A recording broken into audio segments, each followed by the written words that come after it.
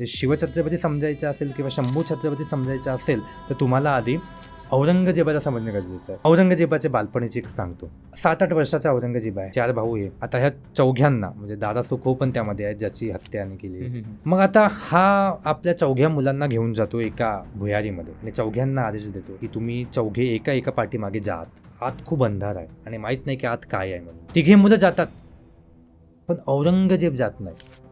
तर औरंगजेब आपल्या बापाकडे बघतो आणि बाहेर असा उभा आहे बसलेला. मग आता हा शहाजहानला प्रश्न विचारतो की शहजादा क्या हुआ, तुम क्यों नहीं जा रहे हो अंदर. तर मग हा शहजादा म्हणजे औरंगजेब आपल्या बापालाच प्रश्न करतो की मी का जाऊ आणि मी गेलो आणि तू मला बंद केला तर काय, तू आधी जा, तुझ्या पाठीमागे मी येतो. हा असा प्रश्न लहान वयात शहाजहान हा बाप आहे. तर हा शहजादा आपल्याच बापाला प्रश्न करतो की मी का जाऊ, तू जा आधी, मला तुझा विश्वास नाही. सो हा 7-8 वर्षामध्ये आपल्या बापावर विश्वास ठेवत नाही. हा अति म्हणजे याची बुद्धी बघा की हा फॅमिलीमध्येच कूटनीती करणारा व्यक्ती, हा फॅमिलीलाच मारणारा व्यक्ती.